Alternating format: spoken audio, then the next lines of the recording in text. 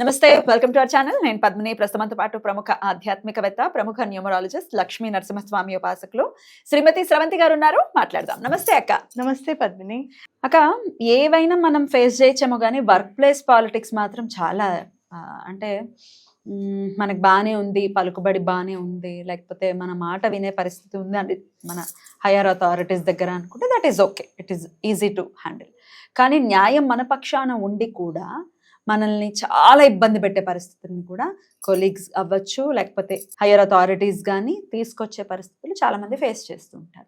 ఈ politics cheap politics play చేస్తూ ఉంటారు.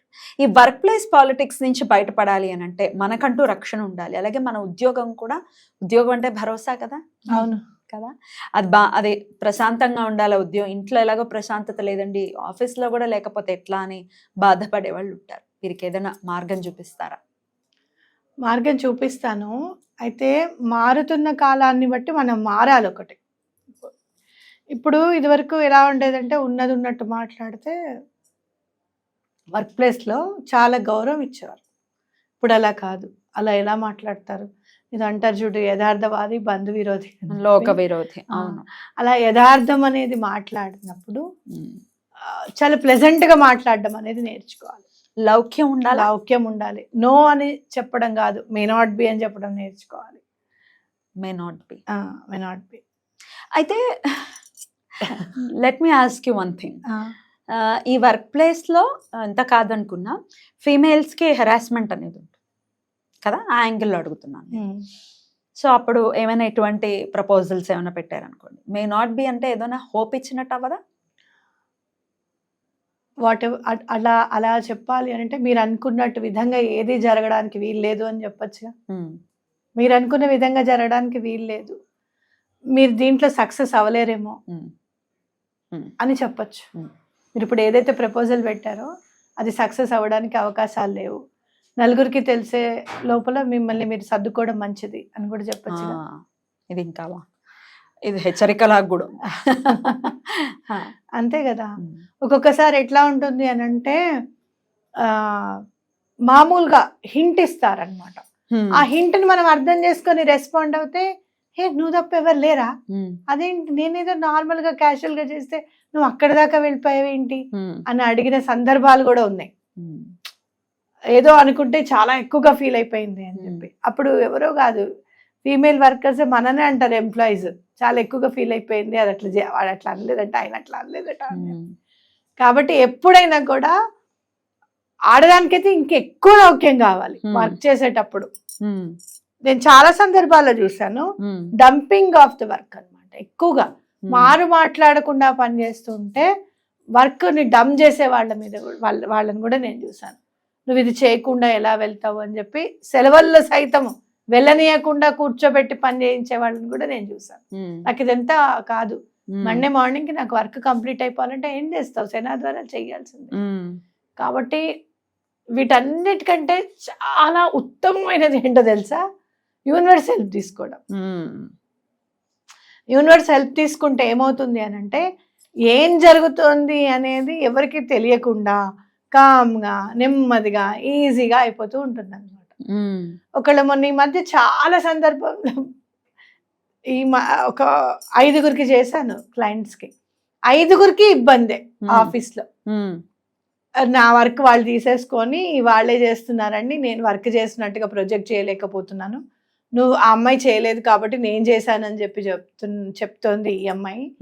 అమ్మాయికి చెప్తూనే ఉన్నాను నేను, ఆ వర్క్ నువ్వు చెయ్యకు నేను చేస్తానని చెప్తుంటే ఐవ్ డన్ ఇట్ అని అంటోంది, అక్కడికి వెళ్ళి నేను చేయలేదని చెప్తోంది. నేనేం చెయ్యాలి, ఎందుకంటే ఇంకేం చేస్తాను చెప్పు. ఆల్రెడీ చెప్తుంటే మీరు చూసుకోండి అంటారు మేనేజర్, మా దాకా రావద్దట. వాళ్ళకుండే తలనొప్పులే వాళ్ళకుంటాయి. ఇవన్నీ వద్దమ్మా, నువ్వు యూనివర్స్ కి ప్రే చేయి, నా మాట విను అని చెప్పా. వర్క్ ప్లేస్ లోనే కాదు, ఇంజనీరింగ్ కాలేజెస్ లో కూడా సాటి అమ్మాయిలు ఏడిపించే వాళ్ళని కూడా నేను చూసాను. ఏముండదు, ఆ అమ్మాయిని టార్గెట్ చేసి అమ్మాయిని రౌండప్ చేసి మిగతా అందరు ఆ పిల్లని ఏడిపిస్తూ ఉంటారు అనమాట. ఏదో ఒకటి అంటూ ఉంటారు, ఏదో ఒకటి చెప్తూ ఉంటారు. ఇలాంటివన్నీ చేయాలి అంటే యూనివర్స్ ని హెల్ప్ తీసుకోవాలి. మీరు ఏం చేస్తారంటే, take a glass of water, ఆ వాటర్ కి మీకు ఉన్నదంతా చెప్పండి, మీ ప్రాబ్లం అంతా చెప్పండి. ఈ ప్రాబ్లం అంతా నువ్వు నువ్వు సాల్వ్ చేసేయాలి అని చెప్పి ఇంకొక గ్లాస్ లో పోయండి వాటర్ని. అంటే you are telling all the situations, okay, and pour in to another glass. Okay, okay. ఇంకో గ్లాస్ లో పోసిన తర్వాత ఆ గ్లాస్ ని పట్టుకొని మీ పరిస్థితి ఎలా ఉండాలనుకుంటున్నారు, ఎలా మారాలనుకుంటున్నారు అని చెప్పి ఆ గ్లాస్ కి మొత్తం చెప్పి నెమ్మదిగా కూర్చొని each and every SIP you enjoy the water. తాగడం, వాటర్ టేస్ట్ తెలియాలి మీకు, అంత కాన్సన్ట్రేట్గా తాగాలి. ఎంజాయ్ చేయడం అంటే ఏంటంటే కాన్సన్ట్రేట్ చేయడం. ఆనందం ఎప్పుడు పడతాము, ఆ విషయం ఎంత బాగా జరిగిందో తెలుసా, నాకు భలే అయిపోయింది దర్శనం, నేను అవ్వదు అనుకుంటే కూర్చున్నాను, అలా ఎవరో వచ్చేసి నన్ను లైన్లో నుంచి పెట్టి తీసుకొని వెళ్ళిపోయారు. అది ఎంజాయ్ చేస్తున్నావు నువ్వు. ఎంజాయ్ అంటే ఏంటంటే ఆ పని అయిపోయింది అని చెప్పి హ్యాపీనెస్ అనమాట. ఇక్కడ వాటర్ని ఎంజాయ్ చేయడం అంటే నీకు ఆ పని అయిపోయిందని చెప్పి నువ్వు హ్యాపీనెస్ ఫీల్ అవ్వి గ్రాటిట్యూడ్తో తాగుతూ నాకు ఈ పని అయిపోయింది అని చెప్పి వాటర్కి చెప్పడము. ఎటువంటి పరిస్థితుల్లో విత్ ఇన్ 3-4 days కామ్ అయిపోతుంది అంత బాబా. And switch word which will help you is rooster. Rooster అనుకుంటూ ఉండండి, ఎటువంటి పరిస్థితుల్లోనూ పని అవుతుంది, చాలా బాగా వర్క్ అవుతుంది. వర్క్ ప్లేస్ పాలిటిక్స్ నుంచి బయటపడవచ్చు. ఎందుకంటే ఈ బయటపడాలి, లేకపోతే వేరే బయట ఏమో ఆపర్చునిటీస్ లేవు. మనం చూస్తున్నాం, రెసెషన్ నడుస్తుంది వరల్డ్ వైడ్ గా కూడా, ఎక్కడ జాబులు ఉండటమే మహా గొప్ప కింద ఉంది. ఉన్న దాంట్లో ఏమో ఈ దరిద్రపు గొట్టు పాలిటిక్స్, పనిని చేసుకోనివ్వరు, మనశ్శాంతిగా ఉండనివ్వరు. నిజంగా అటువంటి వాళ్ళకి బుద్ధి చెప్పాలక్క, కాలం కూడా బుద్ధి చెప్పాలి. అట్లా టేక్ ద డ్యూటీ పద్మిని. ప్రతిదీ మనం దేనికి పుట్టాం చెప్పు, మన పని మనం చేసుకోవడానికి పుట్టాం, అవునా కదా?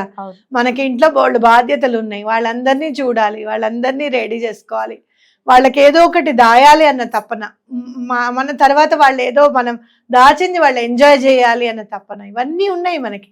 ఎవరినో ఏదో కరెక్ట్ చేయడానికి భగవంతుడికి అప్పచెప్పేస్తే ఆయనే ఏదో ఒక టైంలో ఇనిషియేటివ్ తీసుకొని కరెక్ట్ చేస్తాడు వాళ్ళని. మనం పొద్దుస్తమానం ప్రతి ఒక్కళ్ళని కరెక్ట్ చేయలేం పత్ని. వాళ్ళు మన జోలికి రాకుండా ఉండి మనం సంతోషంగా ఉండడమే మనకు కావాలి. బాగుంది, చక్కటి థాట్ ప్రాసెస్. డెఫినెట్ గా ఇది డెవలప్ చేసుకోవాలి, యూస్ఫుల్ గా ఉంటుంది కాబట్టి చాలా చక్కగా వివరించారక్క. కృతజ్ఞతలు. నమస్తే అక్క. నమస్తే.